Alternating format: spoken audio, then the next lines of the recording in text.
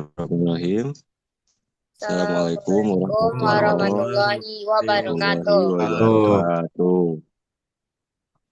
Sini kami dari kelompok 4 akan mempresentasikan tugas PTI berupa analisis kasus dan keputusan dari sudut pandang keilmuan. Oke, next. Oke, di sini yang pertama ada pengertian dari setiap sudut keilmuan, yaitu yang pertama ada teknik industri.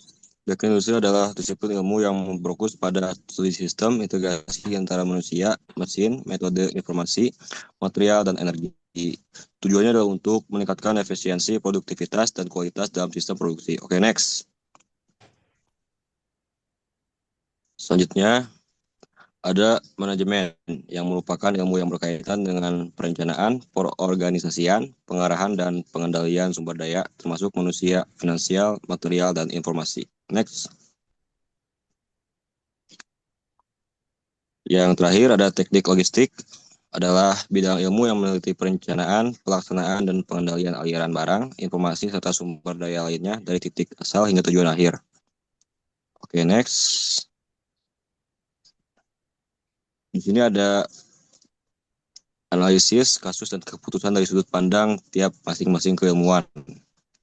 Oke, next. Nah, di sini ada sudut pandang teknik industri dan tujuannya itu mengoptimalkan proses produksi untuk meningkatkan efisien dan produktivitas.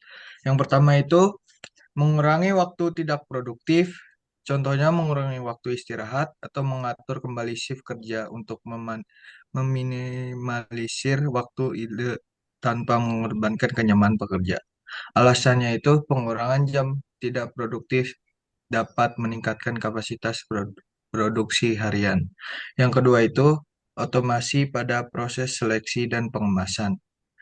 Dan contohnya itu mengimplementasikan teknologi otomasi dalam pemilihan singkong yang berkualitas buruk dan proses pengemasan. Alasannya itu proses manual cenderung memakan waktu dan beresiko meningkatkan kesalahan. Yang ketiga itu pengolahan limbah, membangun tempat pembuangan limbah sementara untuk bekerja sama dengan pihak ketiga untuk mengolah limbah singkong yang tidak layak dan kulitnya. Alasan itu penumpukan limbah dapat mengurangi efisien ruang produksi. Next.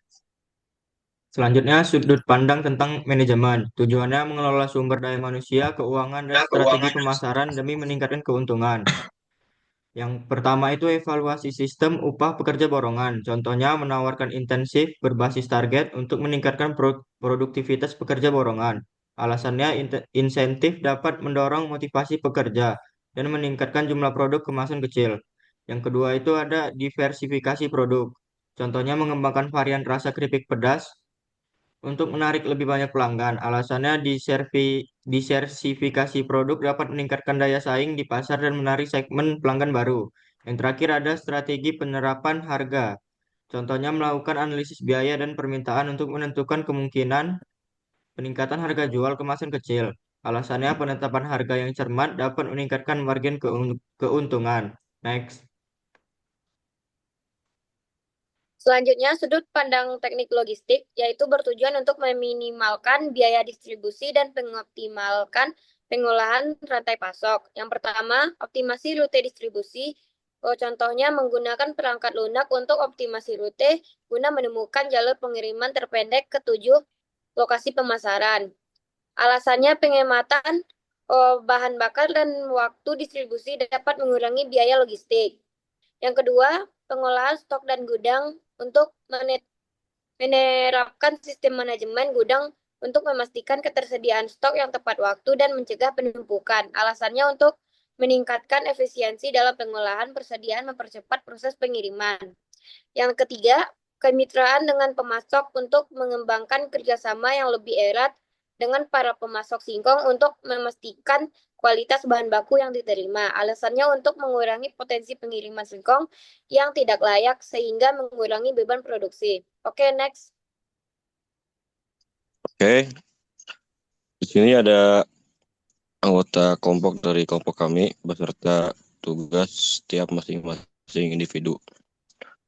Oke, next.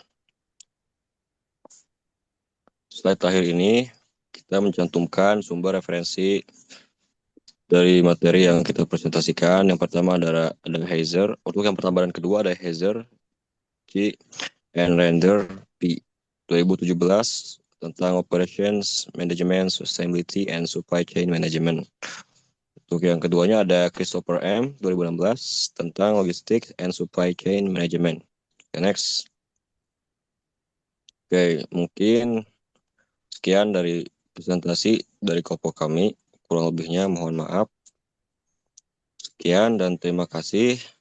Wassalamualaikum Assalamualaikum warahmatullahi warahmatullahi wabarakatuh. wabarakatuh.